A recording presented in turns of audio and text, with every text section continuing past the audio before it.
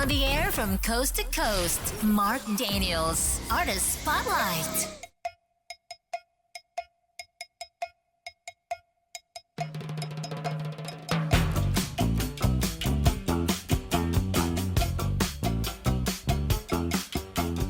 Todos mis amigos conocen el Lowrider.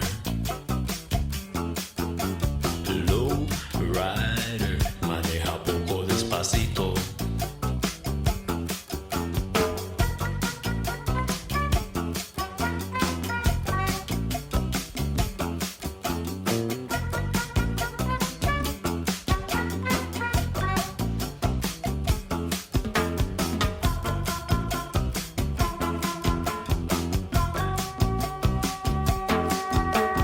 Lowrider maneja despacito. Lowrider maneja muy bajito.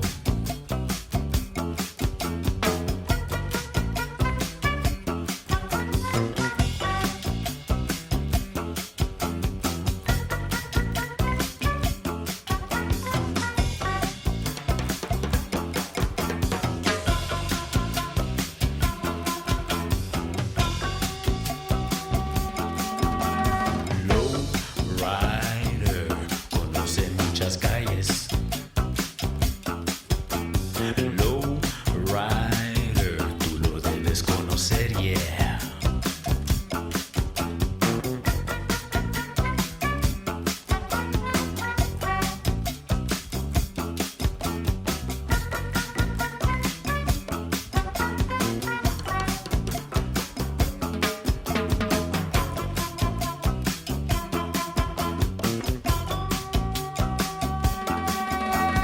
Lowrider no gasta gasolina.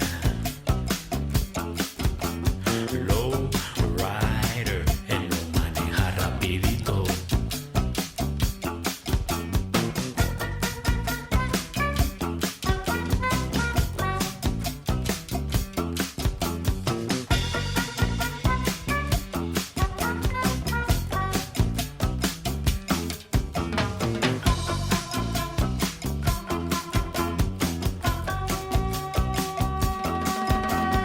Take a little trip, take a little trip, Toma un viaje para ver. take a little trip, take a little trip. Toma un viaje conmigo.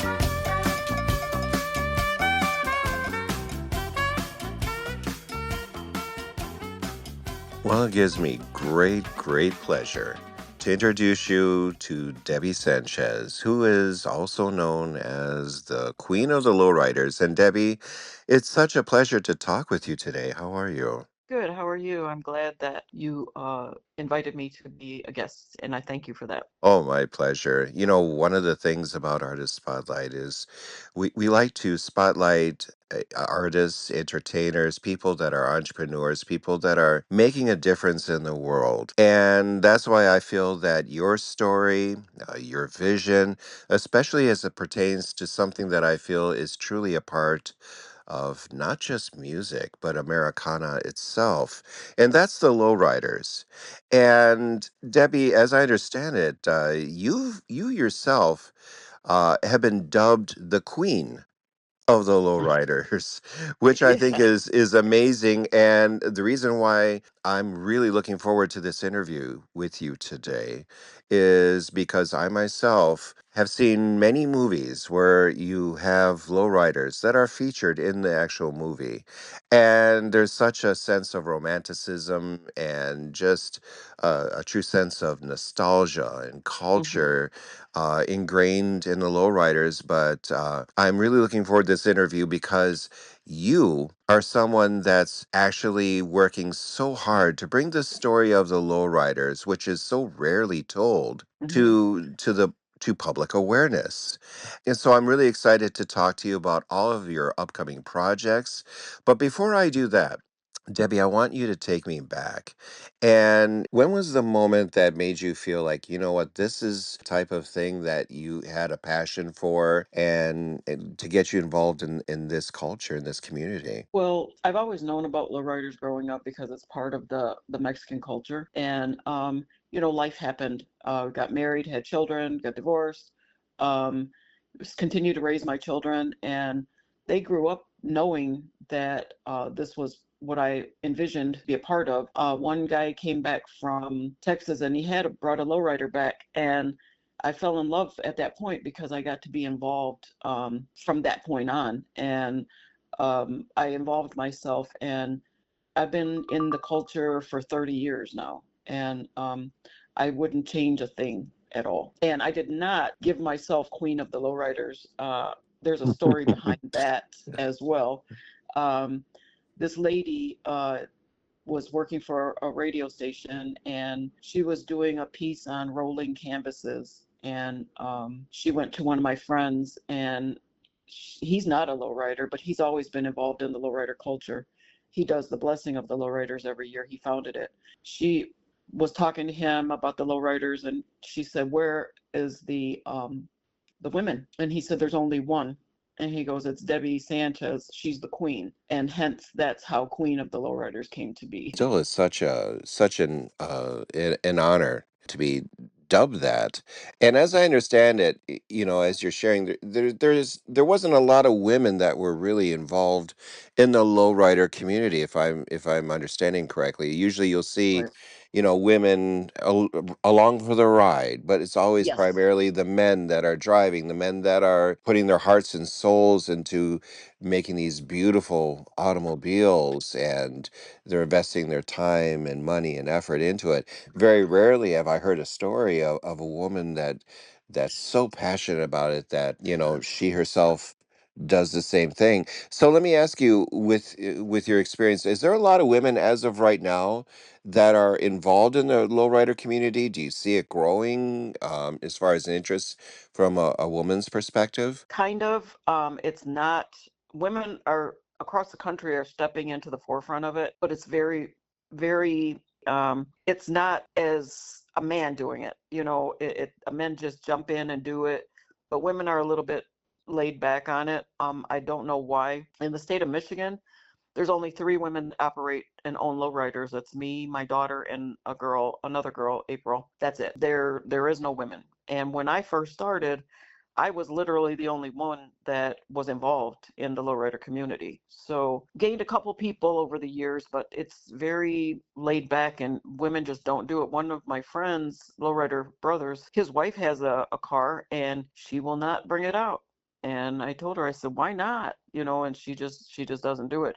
She'll ride with her husband, but she does not bring her car out. How has the acceptance been, as far as you yourself becoming so deeply ingrained in the lowrider community, as it comes to men? Because I can tell you, coming from a perspective of the entertainment industry, especially in music, a lot of times, the female artists, for example, I worked with a female DJ, and the challenge is that she was not readily accepted as far as equality is concerned, as far as getting paid what her male counterparts were being paid.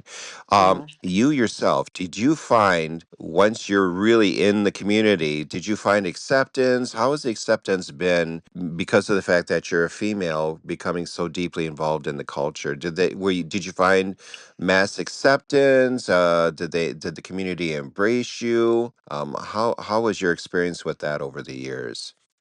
In the beginning, when I was the only one, I was the hot commodity, so to say, because women weren't doing this at all. And I was accepted, but as time went on, I was shunned. I've argued with men over, certain things in the community. I've stood toe to toe with them, and voiced my opinion, and it was not welcomed. I think a lot of times people think that women should not say anything because they might feel that women don't know what they're talking about, which is the furthest thing from the truth. And it's been a tough road. I'm not going to tell you that it was easy and everybody accepted me.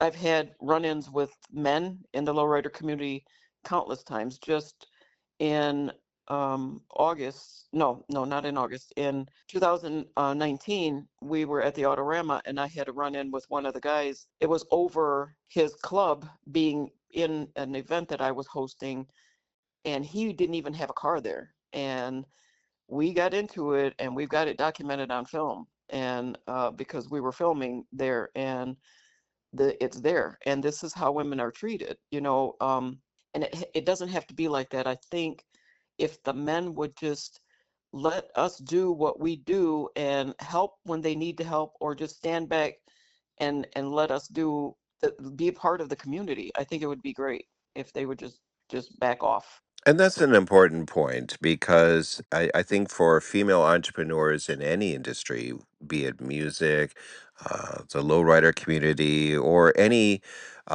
business venture that they enter into, there's going to be those that celebrate that, and Hmm. then there's going to be a few that provide a little bit of pushback, a little bit of a challenge to the status quo.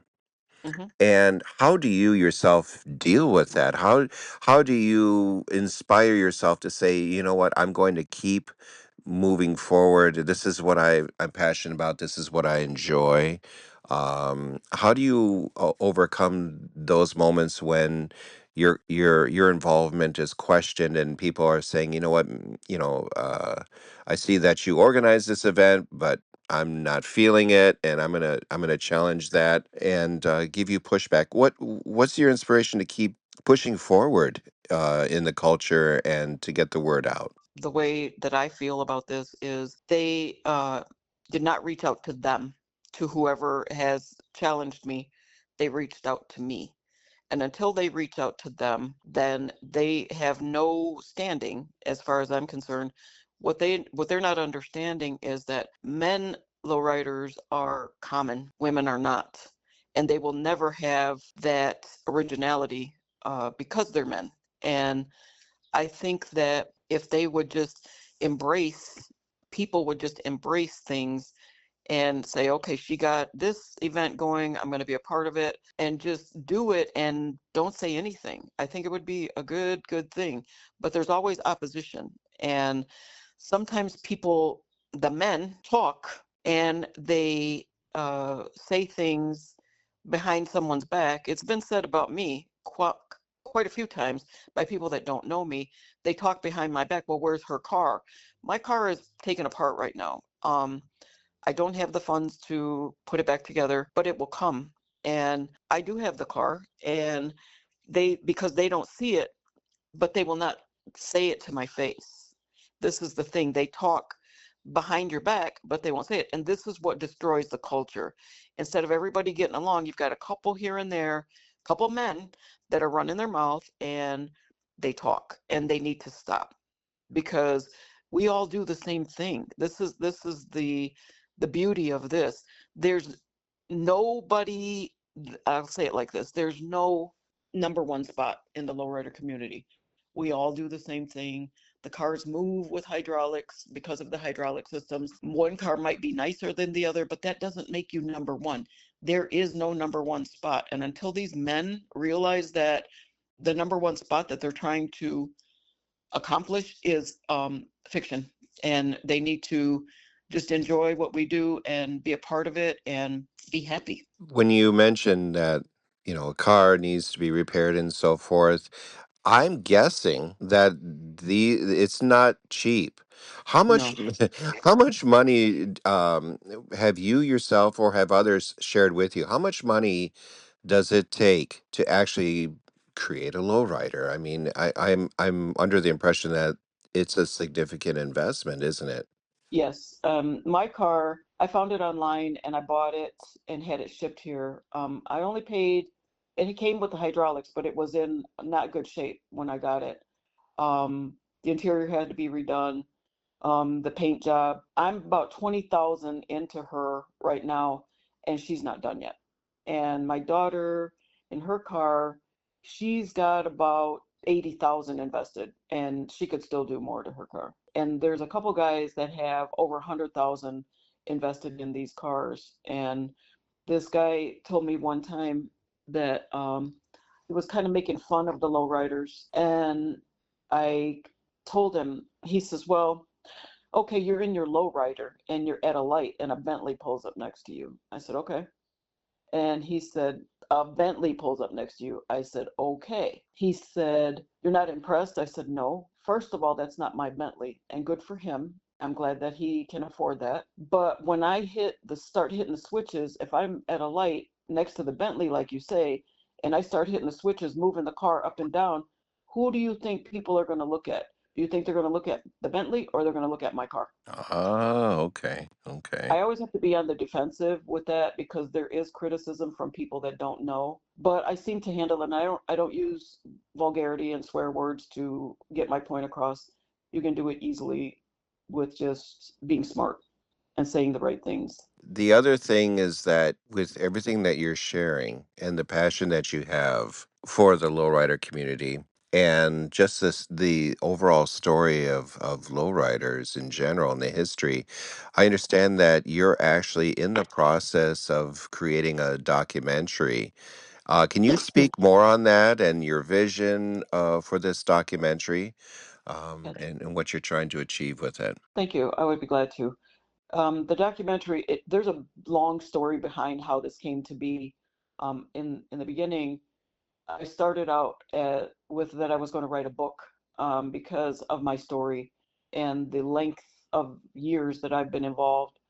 And one girl told me, she said, a book is nice, but people don't read that much anymore. She said, I love documentaries and I think you should do a documentary. And that's how it was born. And so we've been filming. I've been out to LA filming because that's the motherland. That's where it originated from.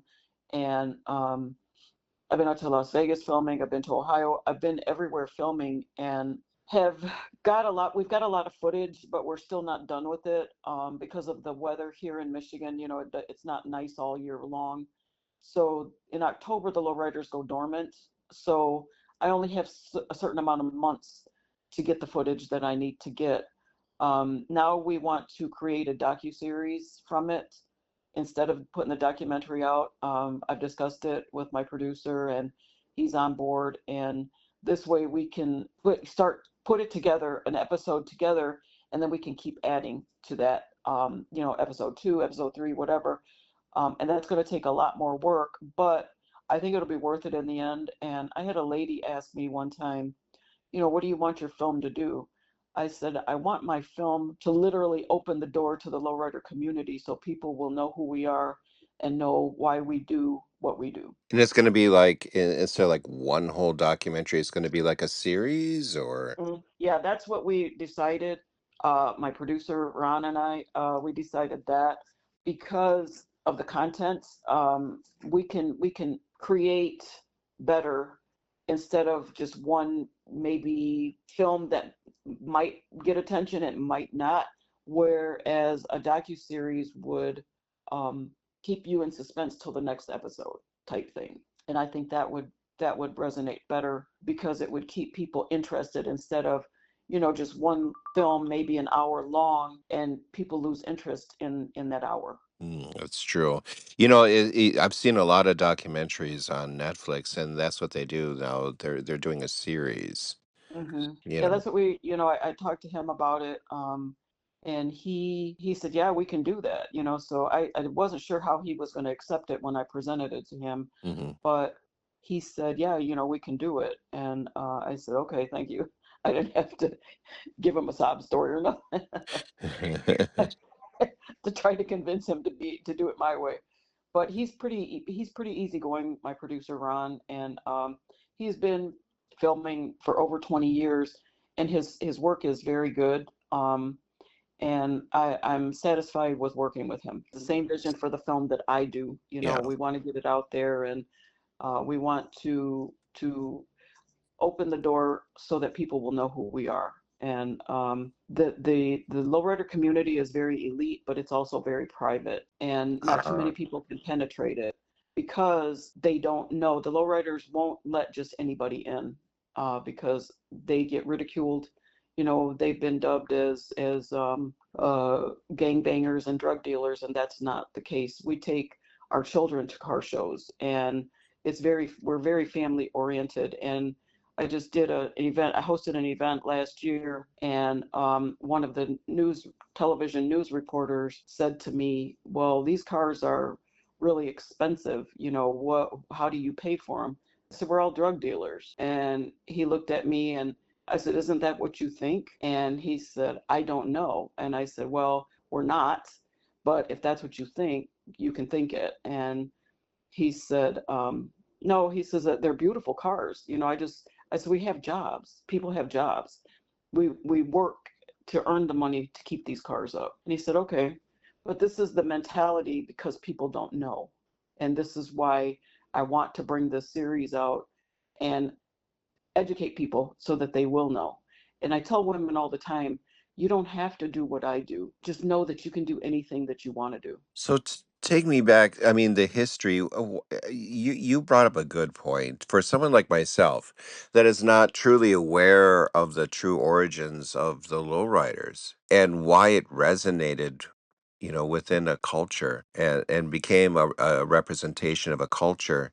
How do you think that came to be with your expertise? I've done a lot of research over the years, so that when I speak, I'm speaking from knowledge that I've learned. The lowrider started out, there was a thing called the Zoot Suit riots back in the 40s, 50s. Mexicans in LA or San Diego, there was servicemen over there, the Navy, and there was a base or something there in San Diego, and the Mexicans had put sandbags in their cars in the trunk to lower them. The hydraulics weren't born yet, and so the car would sit low. They liked the way it looked, and they wore zoot suits. And it's called the Zoot Suit Riots, and these servicemen made fun of them. Their people lost their lives because of this culture and the way that they believe. Um, Instead of letting people be who they were and accepting them, these servicemen did not. They fought them. They fought the Mexicans and criticized them. They beat the women, their girlfriends, wives, whatever, raped them. It was a big thing, and it's part of history, but not everybody knows about it. It's called the Zoot Suit Riots, and it's there so that people can read it and understand what happened then. But there were sacrifices made for this culture. There's parts of LA and out west that banned cruising in lowriders. Lowriders have been scrutinized over the years, and this is why it's private, and people won't, the lowriders will not let a lot of people in because of the scrutiny and the criticism that we've received over the years. Do you find that lowriders are more accepted in today's society compared to in the past? Yes, yes, 100%. Yeah, they've stopped. There's been out west. They've stopped. They took down the no cruising signs. Um, the lowriders, the police have targeted lowriders for years because they don't understand them. They're not. They can put them up to standard height, and but they can also move them, and that's the thing. The police want you to keep with regulations and the way the car should ride, the way the car should sit. They don't like you playing with the hydraulics, and some of them cheer you on, because they do like it, but they don't, as a rule, they haven't liked it over the years. And lowriders have been through a lot. And what I want them to do, what I want to do too, is bring the lowriders to the forefront and let them shine, because that's what they deserve, because of the money that's invested, because of the blood, sweat, and tears that they've invested in these vehicles. And people think we get paid to do this. We don't. We don't get any money for doing this. We invest money in it, but we don't get paid. And that's what I want people to understand. This is nothing but love for what we do. There's always a great turnout anytime there's, you know, um, a group of people that come together to showcase their creations, their labor of love, if you will. And it seems to resonate with people of different cultures. I've seen when there's I'll call it a show, Hmm. where you have a group of lowriders all in one place. People from all over, of all different cultures, come out to admire what's literally a work of art, Yes, an yes. automotive work of art. It's something that you very rarely see. Right. The lowrider culture in Michigan is bigger than people think. And I've had people say to me over the years that it's just Mexicans, and it's not. I love the culture because it's diverse. There's blacks, there's whites, there's Mexicans naturally, there is Asians, there's Arabic people. It's the love for what we do. And I love the diversity of it because everybody's welcome. When you come bring in a car, you come into the community and you bring a nice car, it's welcomed. They might say things here and there, um, maybe criticizing or whatever, but at the end of the day, there's a lot of these young guys that come in now. They don't understand the history of it, and one guy he has educated himself on the history, and I'm glad that he did because I talked to him about it, and I told him, educate yourself on why this is and where it came from, and you'll enjoy the culture a lot better. Well, something else that comes to my mind, when we're talking about culture and heritage and representing a history. Mhm. Music is also so ingrained in the lowrider community. There's Yes. a lot of songs, and we'll be playing a few of the songs here on Artist Spotlight that represent the community of lowriders, and a lot of the music that are a standard, a staple Hmm. of anybody that owns a lowrider or is a part of the community.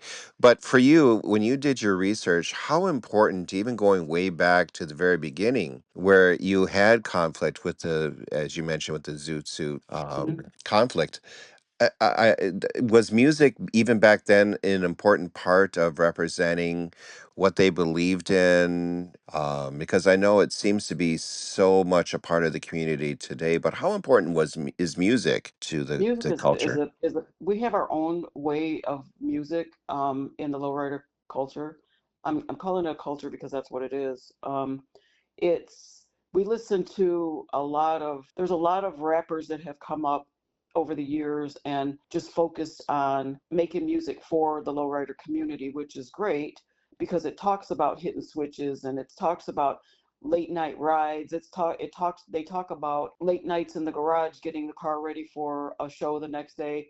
They talk about those things, and we listen to a lot of old school music, Motown, just a lot of love songs, because there's nothing better than riding with your significant other, riding down the street at, late night, listening to oldies and just vibing on the music and the scenery and being in your lowrider. And that's what we do. But our music is different. We don't listen to just any type of music. And every car and every owner of the car has their own way with their music and their car, but it's still the same. It's old school stuff, and that's what we listen to. Going back to yourself as a visionary, Hmm. as someone that wants to bring this story out there, and as far as I'm aware, no one has really dug deep into the history of No. the lowrider to bring this story to the forefront for, as I mentioned earlier, public awareness. For you yourself to take on such an endeavor, what's your vision for the future? You have this documentary, but what is your ultimate goal with all of this, and where do you see yourself in the future? Especially, what would you like to accomplish, even above and beyond the documentary, with the lowrider? Where do you see this within the next, say, 5, 10 years? I want to, like I said, I want to bring the lowrider culture to the forefront so that we're understood, maybe accepted. I don't know. A lot of people are intimidated by the lowrider community because they don't understand it. And I want to bring understanding.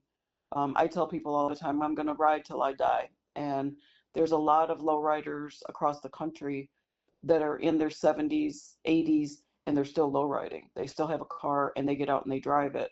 And there's no age limit on being a low rider. That you think, well, I'm young, and, when I get 30, 40, 50 years old, I'm going to stop. It doesn't work like that because the love is there. People ride till they can anymore. And if they can't do it for medical reasons or whatever, they have a family member ride and they still ride in the car. It's just the love, and the love is what the world needs to see, that how much we love what we do. And I think that that will come to be in time. I just want to kind of elevate it and make it known. With everything that you've experienced so far, the ups and the downs and the trials and the challenges, and especially with this ambitious endeavor that you're undertaking to create this docuseries, with everything you've experienced up to this point, and when you think about the things that keep you yourself inspired and motivated to keep pushing forward, what advice would you have for other female entrepreneurs and visionaries, or anyone in general that is trying to achieve something and yet they're facing their own challenges, their own trials? And again, I've said this many times, but it's very true. A lot of people that I speak with, they'll tell me, Mark, I feel like I'm on this journey by myself. I Mhm. don't really have a support system or a team, but I don't want to give up, but I'm having a hard time motivating myself. What advice would you yourself give them as far as what's resonated with you to help Well, them go forward? Yeah. I felt the same way plenty of times. I'm going to be real honest about that. I don't have a support team. I do what I do by myself. I've been funding the film on my own from day one, and I have no help. And what I tell people all the time is just keep your vision, that keep your vision where you want it, and keep moving forward, and don't let nobody stop you. And this is why I tell people all the time, they can't change my history, and they're sure as heck not going to stop me. And that's what keeps me motivated. And like I said, you don't have to do what I do, but you just have to know that you can do anything that you want as long as you keep moving forward. And the support will come from strangers, because sometimes when I feel like I'm ready to give up and not do this anymore, not film anymore, not do anything, somebody crosses my path and they tell me don't give up, and that keeps me inspired, and my faith in God keeps me going as well, because when I get a little discouraged, I pray and I ask God to give me the strength so that I can continue to move forward, and it happens. And just don't give up at all. Don't give up, no matter how hard it gets. Don't give up. That is great advice. Now, Debbie, if people want to learn more about you, the Queen of the Lowriders, where can people go to find your links and learn more about you, learn more about your docu-series, or where can people go to even help support your endeavor? Thank you. We have a website. One of my good friends created the website for me. If you go to mylowriderlife.com, it'll take you to the website. We do have a GoFundMe set up.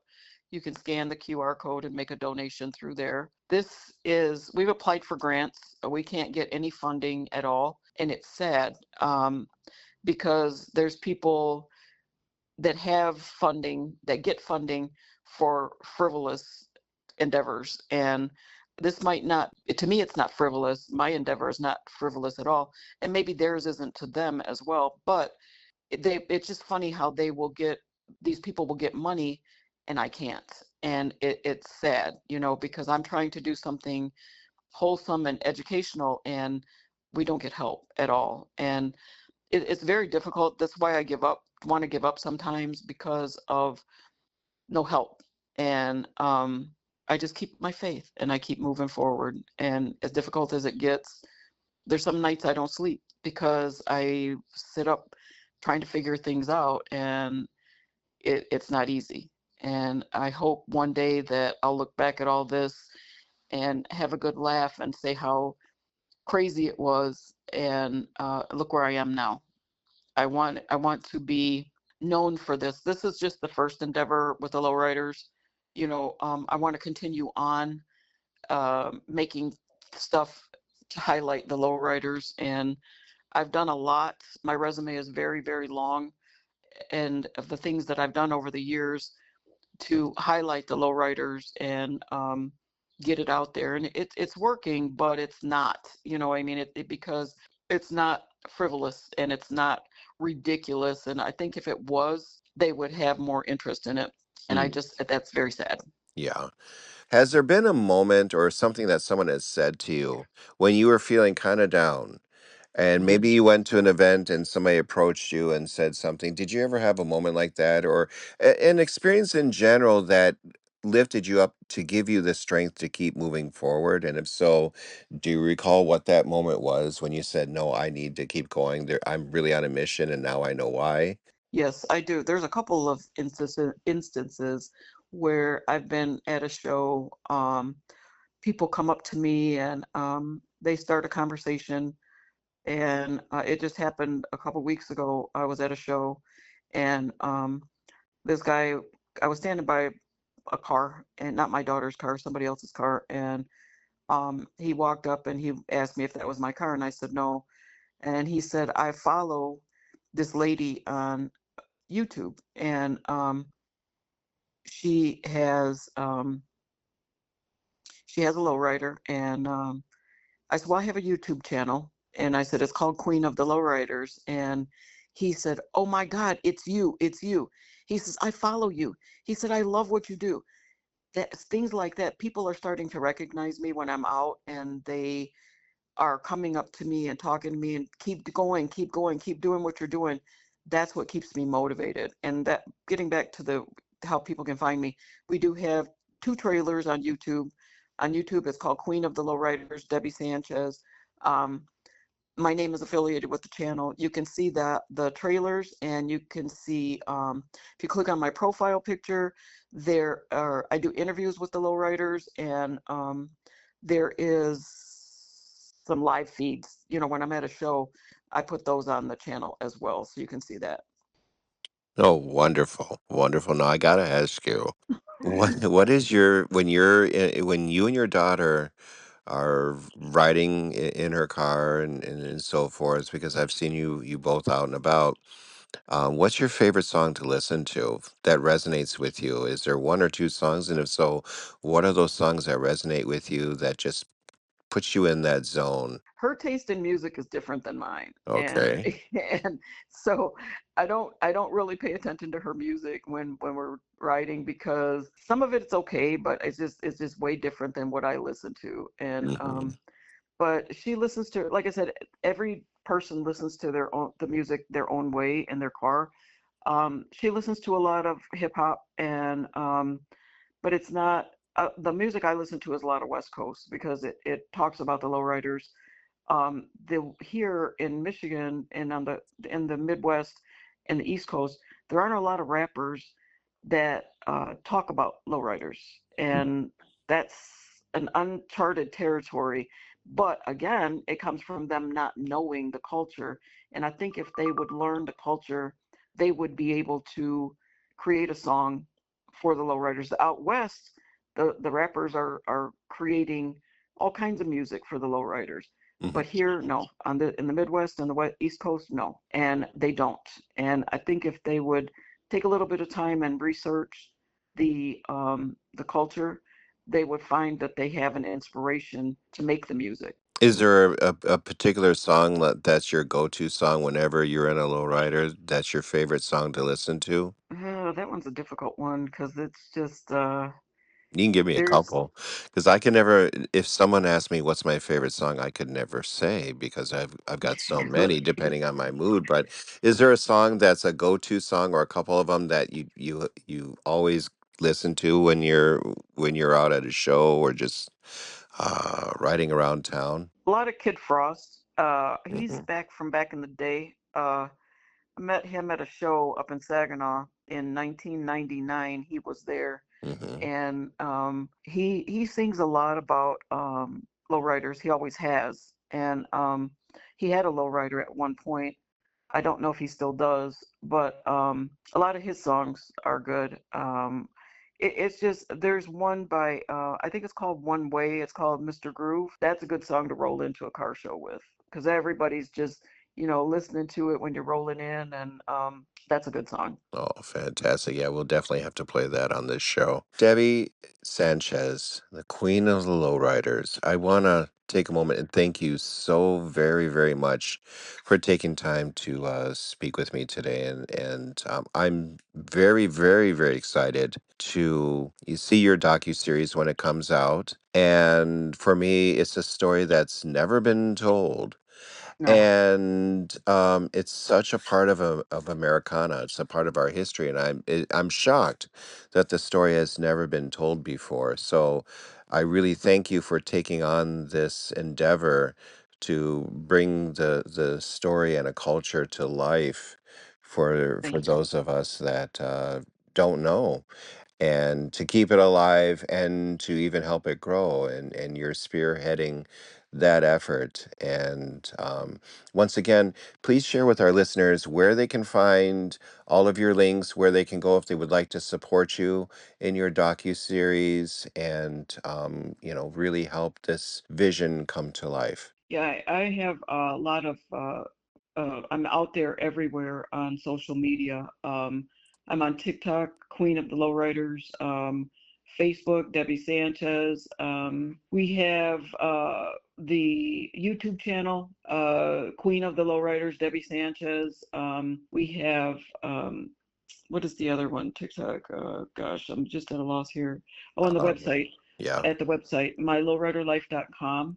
We have the QR code there. You can scan it, and you can see, some. We've got a few pictures on there on the website. We're got to add some more pictures, but you can see that. But if you scan the QR code, you can make a donation through that. Wonderful, wonderful.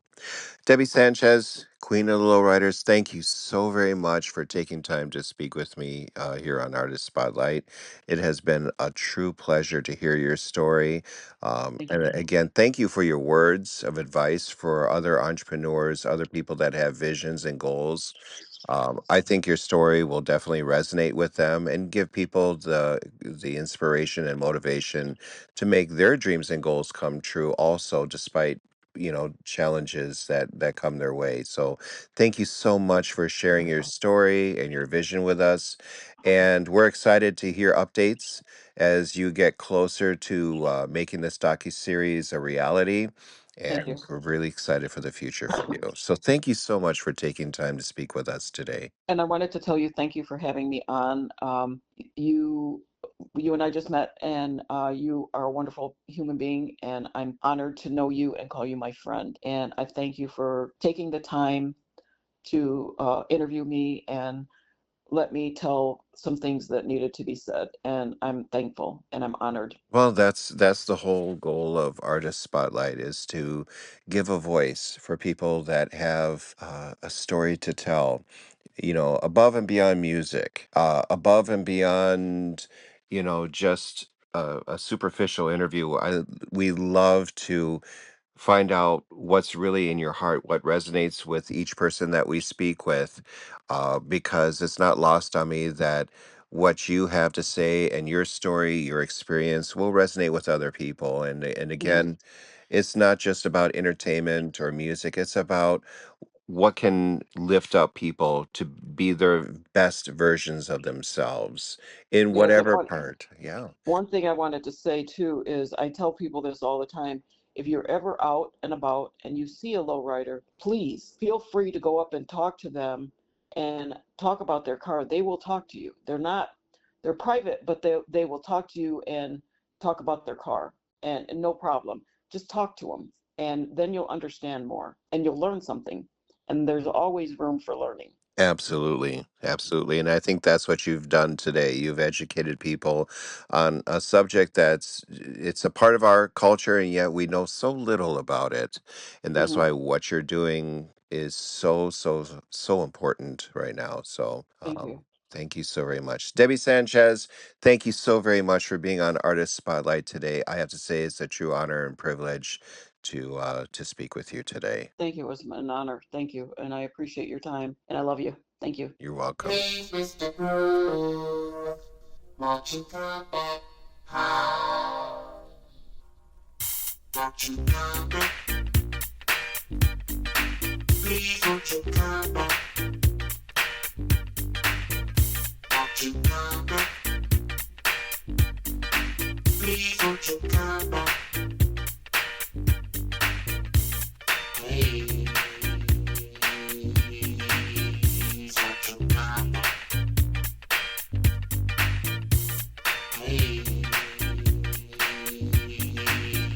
won't you come back?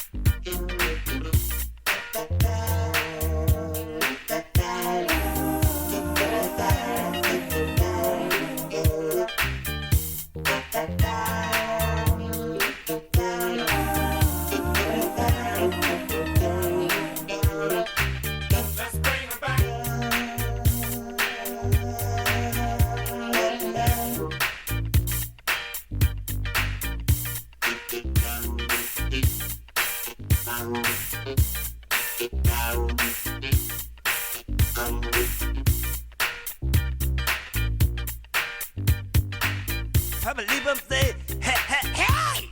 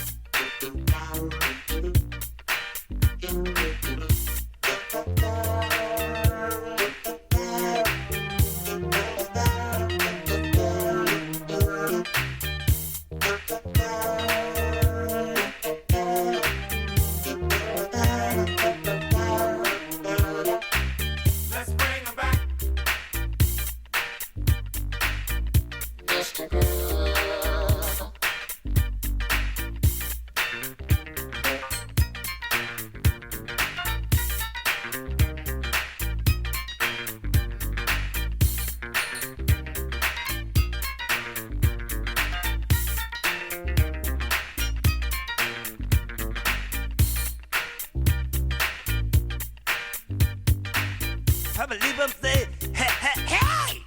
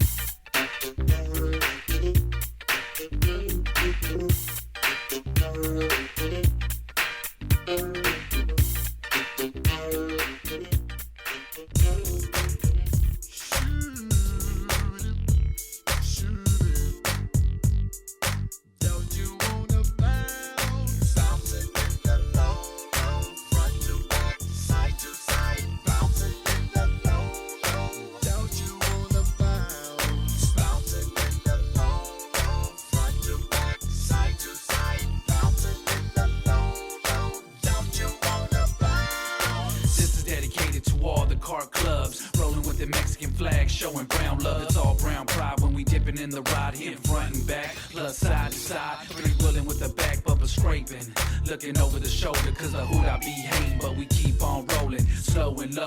You know the way we do it when we bouncing in the low, low, bumping old school like Zapp and Roger. More bounce to the ounce, so let me see you up and down, represent your town. Come on everybody, represent for the brown. City to city, via to via, let's show them how we do it when we cruising in the calles. Shine up your plaque, put your car club on the map. Everybody come on, let's bounce with Zapp.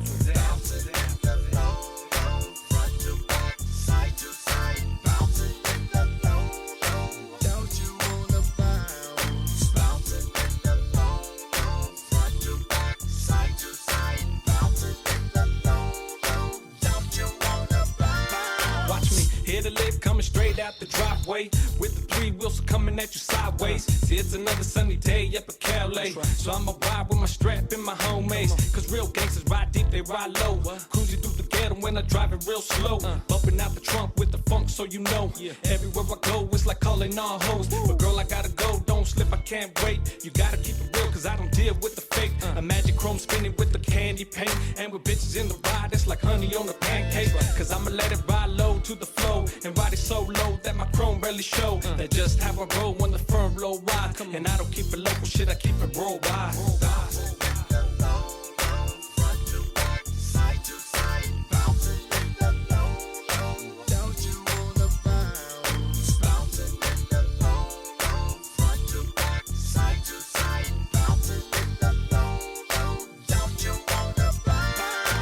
Now you can catch me in the low for show. Said 6 tray, 6'4", riding on them 100 spokes. Hit the gas and the mash for real. See the paint flicker cherry with a little bit of glitter. Flip the switch and the sun will shine. And it's 3-wheel motion, scrape the ass coasting. Up and down the block we ride, and we got front and back and side to side. And you can hear me bumper coming up the street with a little bit of zap and heat up under the seat. Said the 520 strapped around the 13's clean. Diamond in the back with a gangster lean. So come roll with the OG reel. Show you how to slide with the low, low feel. That's how it is up in the CA. Impala's hopping, bouncing all day.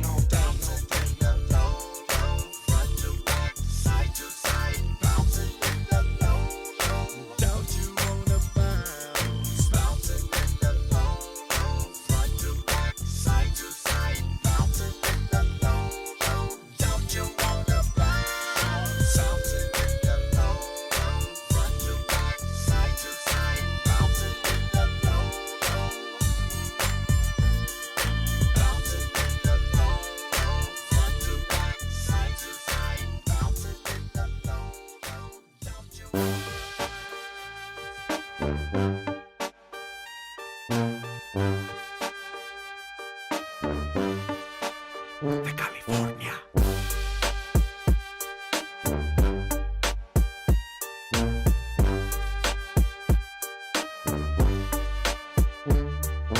En pocas palabras, así nació el Lowrider. Un pobre angelino se la rifó desde el barrio. El tuyo es del hijo, pero no puede brincar. No representa tu cultura como el mío papá. Once upon a time, había un chicano, bien morro el güey, le fascinaban los carros. El pobre del barrio, de las calles de East Los, miraba a los ricos, son puros carros de lujo. Sus padres mexicanos, ricos sin humildad, a los 16 le regalaron una ranfla. Un 64 Impala caro, bien madreado, pero corría y ahí le vino la idea. I can't afford luxury, got me a simple man, but I can work nightly, and that's how it began.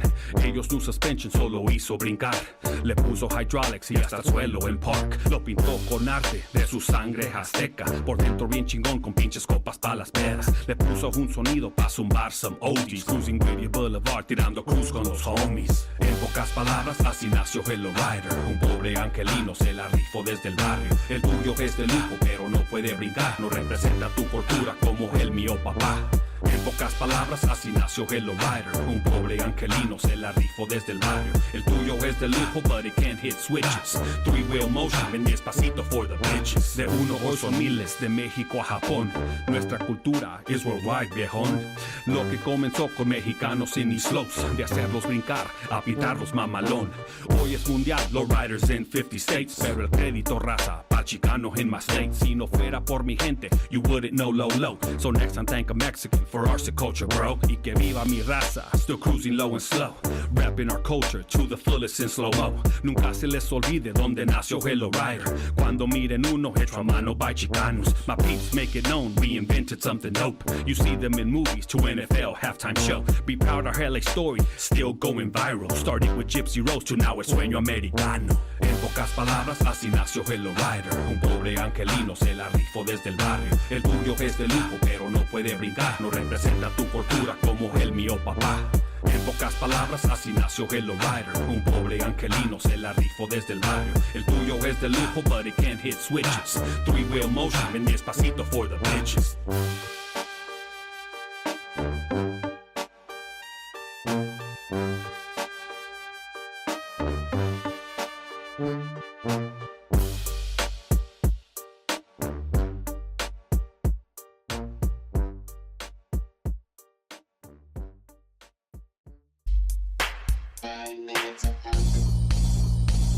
I'm a rider, all day, all nighter, grinder, atop of the liner. I'm a rider, all day, all nighter, grinder, atop of the liner. I'm a rider, all day, all nighter, grinder, atop of the liner. I'm a rider, all day, all nighter, grinder, atop of the liner. Now the party don't start till I walk in. Mad love for my Filipino Mexicans. I puff, pass, fill up my flask. A GMC, baby, get my cash. Super saucy, super sexy. Get schooled all day if you try and test me.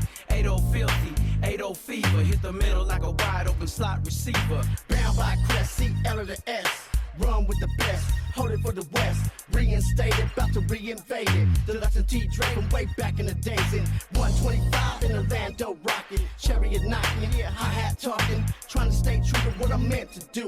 Between me and you, rather stay in the booth. We some riders like Winona through them streets of California. Punk police try and pull us over, cause we colder than October. So gifted with this rap shit, folding all my rapping paper. PMPs don't get it twisted. We still pimpin', mackin' players. I play everything, from shoes to war games. Slick horse to Vegas boards and all things. My clip bangs off the high tank. Man, I rip things like Rick James and cocaine. Lightning in a bottle, pilot on auto. Lay back, dipping in a Playboy grotto. Ain't no tomorrow, so I'ma double down. With this west side banger, fool, get on down. I'm a rider, all day, all nighter. Grinder, atop of the liner. I'm a rider, all day, all nighter. Grinder, atop of the liner. I'm a rider, all day, all nighter. Grinder, atop of the liner. I'm a rider, all day, all nighter. Grinder, atop of the liner.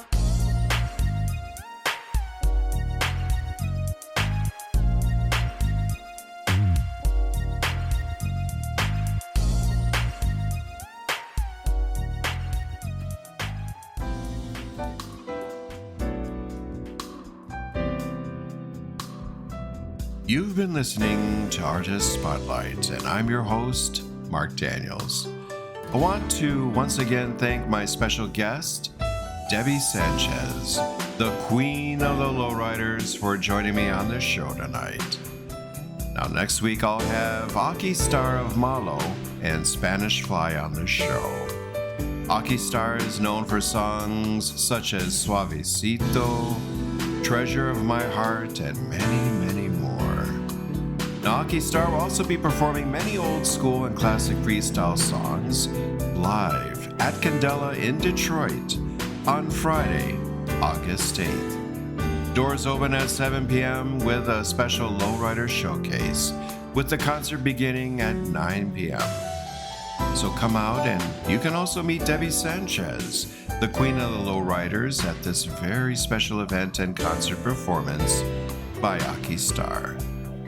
Now, for ticket information and reservations, you can go to www.candeladetroit.com. Once again, that's www.candeladetroit.com. So join me next Wednesday night at 7 p.m. for my special one-on-one interview with Aki Star, right here on Artist Spotlight, only on Wild 95.3 FM in Detroit.